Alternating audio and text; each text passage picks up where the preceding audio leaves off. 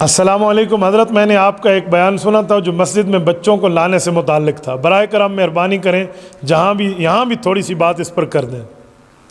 یہ گفتگو میں نے ایک جگہ کی اور میرے علم میں نہیں تھا کہ یہ کلپ جو ہے کروڑوں تک وائرل ہو جائے گا اور دنیا میں لوگ اس پر متوجہ ہو جائیں گے۔ بس اللہ نے اسے قبولیت دی ہے۔ اس پر اکثریت نے مجھے اپریشیٹ کیا کہ آپ نے بہت اچھا کہا ہے، اور کچھ لوگوں نے اعتراضات گڑھ کے باتیں کرنا شروع کر دی کہ مسجد میں بچوں کے لانے کی کیا بات ہے۔ تو میں پوری بات آپ کے سامنے رکھتا ہوں، توجہ رکھنا۔ یاد رکھیں، جو بچہ اتنا سمجھدار ہو کہ وہ مسجد میں پیشاب نہیں کرے گا، مسجد کو پلیت نہیں کرے گا، نجاست نہیں کرے گا، اس بچے کو مسجد میں لانا عین شریعت کا تقاضا اور عین شریعت کے مطابق ہے۔ کیوں؟ صحابہ کرام کے دور میں صحابہ اور اہل بیت کے بچے مسجد نبوی میں آیا کرتے تھے، اور مسجد نبوی میں نمازیوں کے آگے آتے جاتے اور اتنی عمر ہوتی کہ کبھی گر پڑتے۔ صحیح ستہ کی صحیح روایت ہے، یمشیانی و یاسران، حضرت حسن حسین آئے، چل بھی رہے تھے اور گر پڑ بھی رہے تھے، اس عمر میں آ رہے تھے۔ حضور پاک علیہ السلام نے اٹھا کر ممبر پہ آئے اور ان کو اپنی گود میں بٹھا دیا۔ تو اگر بچے کو مسجد میں آنا ناجائز ہوتا تو حضور پاک منع نہ فرما دے۔ ایک حدیث پاک میں ہے کہ اپنے پاگلوں کو اور ان بچوں کو جو پاکی پلیتی کا لحاظ نہیں رکھتے انہیں مسجد میں مت لاؤ۔ تو ہم ان بچوں کو کون کہتے ہیں 6 مہینے دے بال کو چاہ کے مسجد آ ونجو؟ کون کہہ رہا ہے؟ آپ شیر خار دودھ پیتے بچے کو اٹھا کر مسجد میں لے آئیں، اسے تو یہ بھی نہیں پتہ کہ میرا ابا ہے اور یہ میری اماں ہے، اسے مسجد کیا سمجھ آئے گی اور نماز کیا سمجھ آئے گی؟ میں اس کی بات نہیں کرتا۔ کم از کم 4 سال 3.5 4 سال کا بچہ ہو نا، وہ پیشاب پخانے کے معاملات کو سمجھتا ہے، اس کو تو آپ مسجد لائیں نا۔ تو ایسے بچے کو مسجد لانا جائز ہے، آپ اس کو لائیں۔ میں ابھی ترکی کے سفر پہ تھا، میں نے ترکی میں ایک عجیب کام دیکھا ہے۔ ترکی کے مساجد میں اعلان لکھ دیا گیا ہے سرکاری سطح پر، وہاں کے جو سربراہ ہیں وہ حافظ قرآن ہے، حافظ طیب رجب اردگان، اللہ اس پر رحمت نازل فرمائے اور اس کے نیک ارادوں کی تکمیل اللہ فرمائے۔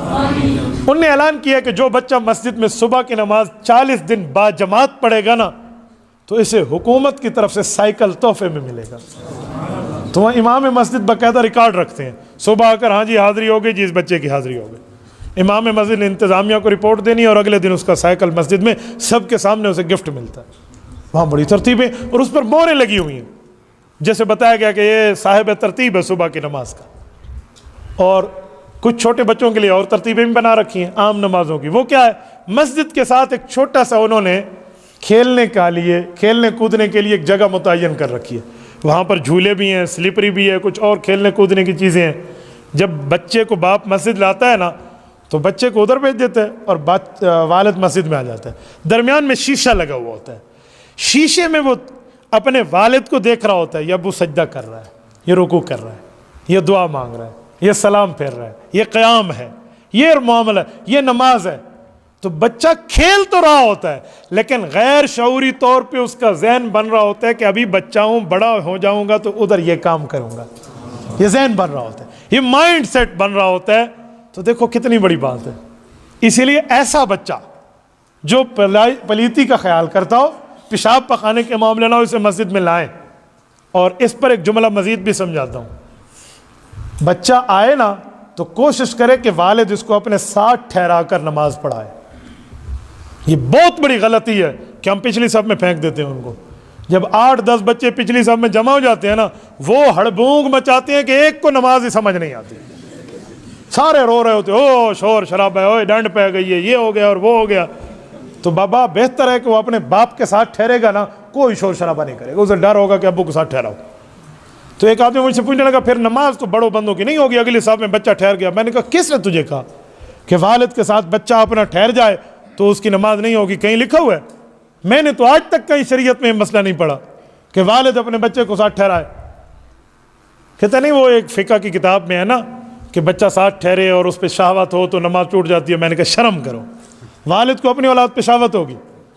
یار وہ کسی غلط بندے کی بات کا جواب ہے، کسی غلط مائنڈ والے کے دماغ کا جواب لکھا گیا ہے، جو کسی غلط نیت سے، بری نیت سے بچوں کو ساتھ اپنے ٹھہرائے، انہی کی بات ہے۔ آپ نے باپ اور بیٹے پر فٹ کر دیا ہے۔ تو بہتر ہے کہ والد اپنے بچے کو ساتھ ٹھہرائے۔ اچھا ایک غلطی میں نے خود دیکھی ہے، میں ایک دفعہ مسجد میں آیا اور ایک بندے نے اپنے بچے کو ساتھ، 4-5 سال کا بچہ تھا، اس نے ساتھ ٹھہرایا ہوتا اگلی صف میں. تو مجھے خوشی ہوئی، میں نے کہا ٹھیک ہے یہ شیطانیہ اور شرارتیں نہیں کرے گا نا. میں نے نیت باندھی ہے. پچھلے صف سے کوئی صوفی صاحب آئے ہیں، اللہ ان کو جزائے خیر دے، اس نے بچے کو یہاں سے پکڑا اور پکڑ کے پیچھے بیٹھا دیا. اب نماز میں ہی پڑھ رہا تھا، میرے دل میں آیا کہ یہ بچہ اکیلا جب ہے نا تو یہ کسی کو بھی نہیں چھوڑے گا، 4-5 اور کو ملائے گا. اور وہی ہوا، اس بچے نے ایک اینٹ اٹھائی باہر سے جا کے، یہ جو صوفی صاحب سجدے میں گئے تو اس نے جا کر نیچے رکھ دی. بس نماز کے بعد تو طوفان مچ گیا. جو ہوا کیا، تو لڑائی بڑھا، آپ بچوں کو لے کر آتے ہیں. تو میں نے انہیں کہا کہ بھائی تجھے کس نے یہ صوفیت کی سرٹیفکیٹ دی ہے، انہوں پکڑ دے پیچھے کر دے. وہ خدا کے بندے سے یہاں ٹھہرا. آج بچوں کو مسجد سے بھگا رہے ہو، کل گشت کر کر کے ان کے دروازوں پہ جاؤ گے اور کہو گے بھائی مسجد میں دین کی بات ہو رہی آ جاؤ، اور وہ کہیں گے جاؤ جاؤ، ہاں آ جائیں گے انشاءاللہ آ جائیں گے. وہ ایک بھی نہیں آئے گا. پھر گشت کر کر کے بندہ تھک جائے گا. تو آج ان کو آنے دیں یہاں، اور باپ اپنے ساتھ ٹھہرائے تو کوئی شرارتیں نہیں ہوتی، دماغ بن جاتا ہے. میں اپنے 5-6 سالہ بیٹے کو اور تقریباً 4-4.5 سال کی بیٹی کو مسجد میں جمعہ کے دن لایا، وہ میرے ساتھ کھیل رہے اور ان کو بٹھا دیا. ایک ہمارے بزرگ بابا جی ہیں، مجھے کہتے ہیں مفتی صاحب تو سی بچے انو مسجد لے آئے ہو، مسجد لے کر آ گئے بچوں کو. اب اس کو میں کیسے سمجھاؤں؟ تو میں نے اس بزرگ کو کہا کہ آپ کی مجھ سے غلطی ہوئی ہے، میں معافی مانگتا ہوں اللہ سے، مجھے ان بچوں کو مسجد نہیں لانا تھا، سینما لے کر جانا تھا. لیکن آج جمعے کا دن تھا، سینما بند ہے، اس وجہ سے ہالیڈے ہے، تو میں نے سوچا سینما نہیں لے جاتا، فلم نہ دکھاؤں، ان کو مسجد لے کر آؤں. نہیں نہیں نہیں آپ تو ناراض ہو گئے. میں نے کہا نہیں میں بہت خوش ہوں گا آپ کی بات سے. اب مولوی اپنے بچے کو مسجد لایا، اب کل کے لیے کوئی نماز کی بات سیکھے، اور تو کہہ رہا نہیں مسجد نہ لاؤ، ان کو میں کہاں لے جاؤں؟ پھر ولیمے میں کوئی اپنے بچوں کو لے کر جائے نا، کوئی ناراض نہیں ہوتا. ایک بندے کے ولیمے کا کارڈ ہوتا ہے، 6 بندوں کو ساتھ ٹبریتے پہنچوا دینا تھا، ادھر کوئی نہیں مسئلہ. اور مسجد میں کوئی 2 بیٹوں کو لے کر آ جائے کہتے او بھائی بچہ تو شور کرے گا اگر پیچھے چھوڑیں گے. بچے کے شور کرنے سے بڑے کی نماز میں فرق کوئی نہیں ہے. بچے کے آگے گزرنے سے نماز نہیں ٹوٹتی. کیوں؟ وہ تو احکام کا پابند ہی نہیں ہے. ہاں کوئی بڑا آگے سے نہ گزرے. تو بچے کو آپ اس طرح مسجد لائیں تاکہ اس کا مائنڈ بنے، اس کا ذہن بنے، اور تاکہ وہ جا کر نمازیں گھر میں جا کر پڑھے گا. یقین مانیے میں ان بچوں کو جانتا ہوں جو مسجدیں آئے ہیں، ایک ہفتہ تک اذان آتی ہے نا، وہ کہتے ہیں ابو اٹھو مسجد جائیں گے نماز. تو شرم کے مارے بھی باپ نے اگر جماعت نہ بھی جانی ہو تو بچے کے ساتھ آ جائے گا.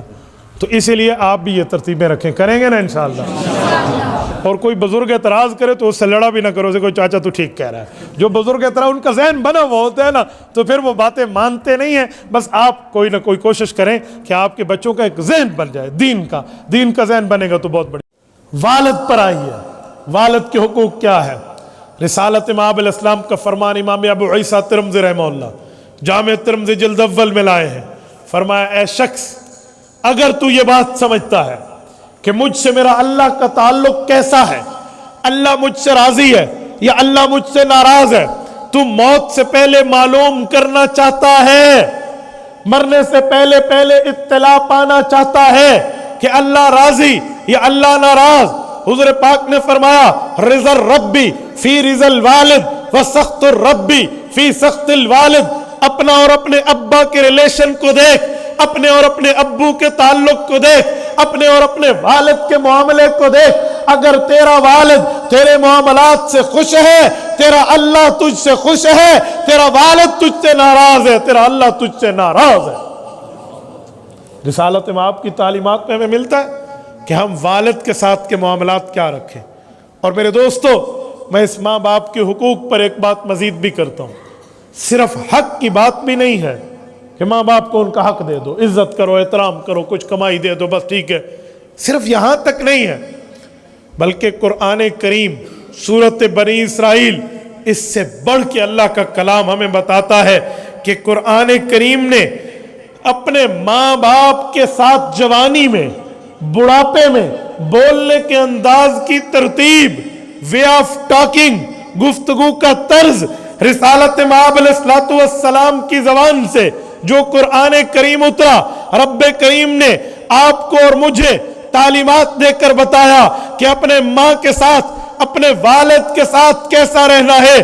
میرے دوستو یہ قرآن کریم کی سورت نمبر 17 سورت بنی اسرائیل کی آیت نمبر 23 پڑھنے لگا ہو، رب کریم قرآن کریم میں ارشاد فرماتے ہیں، فرمایا وَقَضَى رَبُّكَ أَلَّا تَعْبُدُوا إِلَّا إِيَّاهُ وَبِالْوَالِدَيْنِ إِحْسَانًا۔ وَقَضَى، اللہ نے ڈیسیژن کر دیا، فیصلہ لے لیا ہے، اللہ تعبدوا الا اياه، تمہیں توحید ماننی ہوگی، اللہ کو وحدہ لا شریک ماننا ہوگا، جبین نیاز کو رب کریم کے سامنے صرف جھکانا ہوگا، کسی اور جگہ تمہارا سر نہ جھکے، کسی اور جگہ تم شرک میں مبتلا نہ ہو جاؤ، توحید کی امانت کو سینوں میں موجزن رکھ لو۔ وَقَضَى رَبُّكَ أَلَّا تَعْبُدُوا إِلَّا إِيَّاهُ، صرف اللہ کی عبادت۔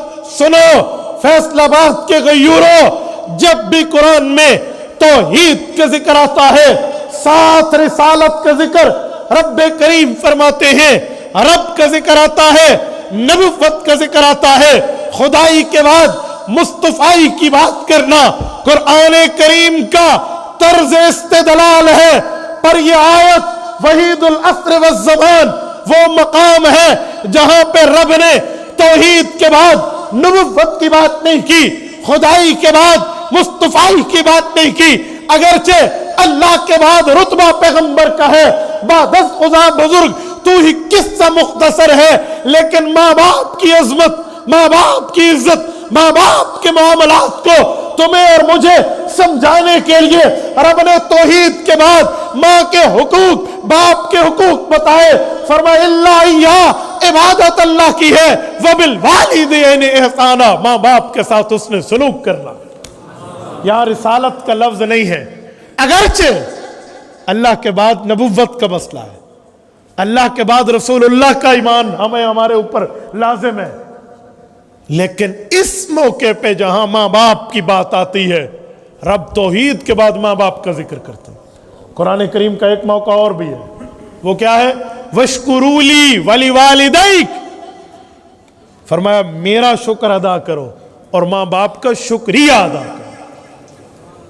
میرے دوستو وجہ کیا ہے کہ ماں باپ کو رب توحید کے بعد لے کر آ رہے ہیں؟ تو میرے دوستو حدیث پاک نے بتایا کہ اپنے ماں باپ سے تعلق دیکھ، وہ تجھ سے راضی تو رب راضی، وہ ناراض تو رب ناراض، یہ حقوق میں داخل ہے۔ اچھا میں کہہ رہا تھا صرف حق نہیں ہے، کچھ آگے بھی ہے، وہ یہ لفظ ہے وَبِالْوَالِدَيْنِ إِحْسَانًا۔ احسان کسے کہتے ہیں؟ احسان کا مادہ حسن ہے۔ حسن کسے کہتے ہیں؟ آپ اور ہم بخوبی جانتے ہیں کہ حسن کا معنی بدصورتی نہیں ہے، خوبصورتی ہے۔ حسن حسین، حسین جمیل، یہ جو ہم جملے کہتے ہیں یہ خوبصورت پر ججتے ہیں کہ حسن و جمال ہے، حسین ہے، حسن ہے، پیارا ہے، خوبصورت ہے۔ تو رب فرمانا چاہتے ہیں صرف حقوق والا تعلق نہیں رکھنا، ماں باپ سے تعلق ایسا ہو جسے کہا جائے حسین تعلق ہے۔ وَبِالْوَالِدَيْنِ إِحْسَانًا، اور احسان کا لفظ ہے، خالی حسن بھی نہیں ہے۔ احسان کسے کہتے ہیں؟ حق بنے پھر دو، اسے احسان کہتے ہیں کہ حق نہ بنے پھر بھی دو۔ احسان کا مطلب کیا ہے؟ حق بنے تب خدمت کرو، وہ تو حقوق کی ادائیگی ہے۔ نہیں نہیں، رب کریم جو بتانا چاہ رہے وَبِالْوَالِدَيْنِ إِحْسَانًا، تو حقوق کی بات کرتا ہے، رب ماں باپ پہ احسان کی بات کرتا ہے۔ وَبِالْوَالِدَيْنِ إِحْسَانًا، اچھا وہ احسان کیا ہے؟ احسان کی ترتیبیں کیا ہے؟ رب کریم اس بات کی تشریح خود فرماتا ہے، دلالت اللفظ نہیں ہے، یہ عبارت النص ہے، قرآن کریم کا متن ہے۔ فرماتے ہیں اما یبلغن عندک الکبر احدہما او کلاہما فلا تقل لہما اف ولا تنہرہما وقل لہما قولا کریما۔ تیرے ماں باپ جوان تھے تو بچہ تھا، ٹھیک ہو گیا، تو نے جیسے کیسے تیسے گزار لیا، لیکن اب تیری جوانی آئی، ماں باپ پہ بڑھاپا ہے، تیرے ہاتھ میں قوت آئی، ان کے ہاتھوں میں لرزہ آیا، تیرے کان کی سنوائی بڑھی، ان کی کمزور ہوئی، تیری بینائی تکڑی ہوئی، ان کی آنکھوں پر چشمہ لگا، اب ذرا بریک لگا کر بات کرنے کا انداز سیکھ، اب غصے کی بریکیں لگا۔ اما یبلغن عندک الکبر، جب تو نے ان پر بڑھاپے کے اثرات دیکھے ہیں، ضعف کی نشانیاں دیکھی ہیں کہ اب ماں باپ کے ساتھ معاملہ میرا کیسے؟ فرمایا وہ دونوں یا ان میں سے کسی ایک کی بچپن میں یوں شادی ہوئی کہ ماں چھوٹی اور باپ بڑا، یا باپ چھوٹا اور ماں بڑی، کچھ بھی ہو، او کلاہما یا احدہما، دونوں یا ان میں ایک بڑھاپے کو پہنچ گیا، پھر تیری بات کا انداز کیا ہوگا؟ فلا تقل لہما اف، تیری جوانی اپنی جگہ، لیکن ماں باپ کے سامنے اف نہ کہنا۔ اس اف کا مطلب کیا ہے؟ یہ اف اردو والا نہیں ہے، اف چیز میں درد ہو گیا، اف تھک گیا ہوں، یہ وہ اف نہیں ہے، یہ اف قرآنی اصطلاح ہے۔ اف لکم ولما تعبدون من دون اللہ، اف کا معنی ہے بیزاری، اف کا معنی ہے آنکھیں چرانا، اف کا معنی ہے ماں باپ کے حقوق کھا جانا۔ فرمایا فلا تقل لہما اف، تیرے کردار سے ماں باپ سے بیزاری نہ جھلکے، ان سے ہٹنا نہ ہو، ان سے آنکھیں چرانا نہیں ہے، ان سے معاملہ ختم نہیں کرنا۔ فلا تقل لہما اف۔ اچھا وہ غصہ کر جائیں، بظاہر میں سمجھوں بات غلط ہے تو سمجھاؤں کیسے؟ کس طرح کہوں ابو تو غلط ہے، یا کہوں ابا جی میں یوں سمجھاؤں؟ تو قرآن کہتا ہے فلا تنہرہما، تیری گفتگو میں یوں نہ ہو کہ تو اپنے باپ کو جھڑک کے بات کر رہا ہے، اپنی ماں سے غصے میں بول رہا ہے۔ فلا تنہرہما، اللہ جب غصے میں بات نہیں کرنی، بیزاری بھی نہیں کرنی تو کرو کیا؟ فرمایا وَقُلْ لَهُمَا قَوْلًا كَرِيمًا، قول کریم اختیار کرنا۔ قول کریم کیا ہے؟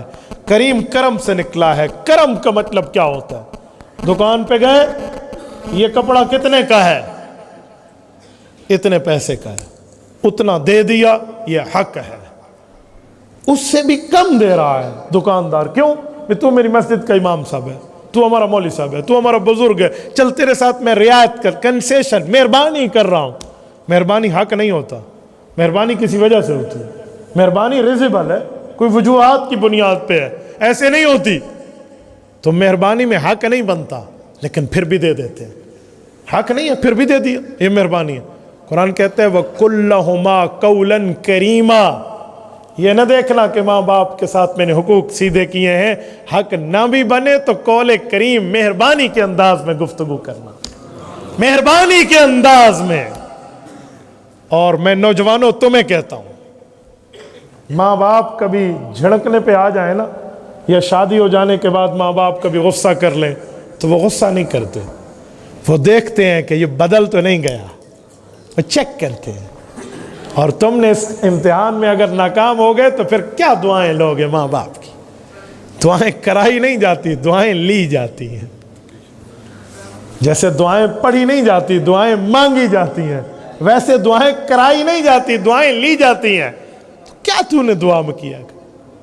میرے دوستو، اس لیے بات وہ جو بات آپ کے دل میں دوسرے کا احساس پیدا کر دے۔ ہمارے ایک دوست ہے، وہ ایک کمپنی کے باس ہیں، ان کے انٹرویو لینے کی ترتیب اپنی ہے۔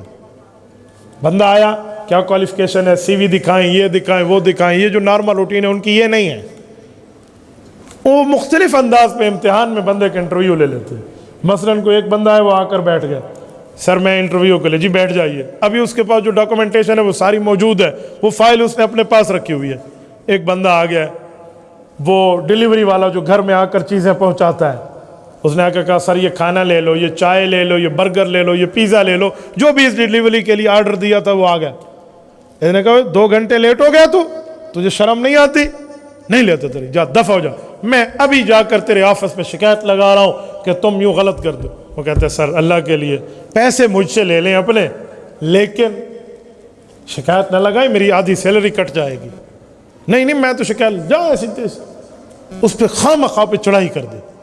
اور جب وہ پریشان ہوا تو کہا جا دفع ہو جا، اٹھ جا۔ اب جب اسے بھگایا نا تو یہ انٹرویو والا کوئی تو ریئیکٹ کرے گا نا، کچھ تو بولے گا۔ اگر یہ کہتے جی بالکل بالکل لوگ ہیں ہی ایسے، تو اس نے سمجھ جانا ہے کہ اس کے دل میں دوسرے کا احساس کتنا ہے۔ ایک بندہ انٹرویو دینے گیا تو وہ بیٹھے ہو تو وہ اٹھ پڑا، اس نے اسے کہا یہ کھانا مجھے دے دے، پیسے میں دیتا ہوں۔ کیوں؟ تو مجھے انٹرویو دینے نہیں آیا؟ اس نے کہا پہلے انٹرویو دینے آیا تھا نوکری کے لیے، اب مجھے نوکری نہیں چاہیے، تم ایسے اخلاق کے مالک لوگ ہو۔ وہ اٹھنے لگا تو اسے باس کہتا ہے، وہ بھی اس کا اپنا بندہ تھا، کہا آپ کی نوکری پکی ہے، آپ نے صرف تمہیں سمجھانے کے لیے ناٹک کیا ہے۔ یہ ہوتی ہیں ترتیبیں، وہ چیک کیا جاتا ہے نا۔ تو یہ کمپنی کے باس کی اور ایک امپلائی کا جو ہے نا کیا کہتے ہیں ریلیشن شپ ہے۔ تو جہاں ماں باپ کا تعلق ہو، جس نے اپنی ماں نے پیٹ میں رکھا وہ بھی تمہیں دو جملے جھڑک کے بول دے، تمہیں دیکھنا چاہتی ہے کہ بدل تو نہیں گیا، تو اس لیے لاج رکھا کرو۔ اچھا میری دوستو اب توجہ رکھنا، ٹھیک ہو گیا، نرم سے نرم، پیار سے پیار اور مہربانی والی گفتگو کریں گے۔ اکیلے میں جا کر تو دل میں کہیں گے نا ٹھیک ہے اب ماں ہے، اب ماننا پڑے گا، کیا ہے مصیبت میرے سر پہ مسلط ہو، اس طرح کی کوئی جملے تو تم بولو گے تنہائی میں۔ رب فرماتا ہے یاد رکھو تنہائی کی باتیں بھی میں سنتا ہوں۔ پھر تم نے کیا کرنا ہے؟ اللہ وہ کیا، اب اگلی آیت سنیں، فرمایا سنو میرے بندے، وَاحْفِظْ لَهُمَا جَنَاحَ الذُّلِّ مِنَ الرَّحْمَةِ، تیری جتنی طاقت ہے نا، جناح الذل، جناح اصل میں پروں کو کہتے ہیں جس کے ذریعے پرندہ اڑتا ہے، کہ جو تیری طاقت ہے نا وہ طاقت پرواز یہاں زیرو کرتے ماں باپ کے سامنے، کہ اماں میں سب کچھ ہوں پر تیری وجہ سے ہوں، ابا میں سب کچھ ہوں پر تیری وجہ سے ہوں، لیکن تمہارے سامنے میں کچھ نہیں ہوں۔ جناح الذل، بےعزتی محسوس کر کے؟ جی نہیں، من الرحمہ، پیار کے انداز میں۔ اچھا تنہائی میں بھی میں نہیں کہہ سکتا ان کے خلاف، تو کیا کہوں؟ فرمایا وَقُلْ رَبِّ ارْحَمْهُمَا كَمَا رَبَّيَانِي صَغِيرًا، نیکی ان سے کر، دعا مجھ سے کر، علیحدگی میں بیٹھ کے مجھ سے مانگ، اللہ ان پر رحمت کر دے، میں چھوٹا تھا انہوں نے بڑی شفقتوں سے مجھے پالا ہے۔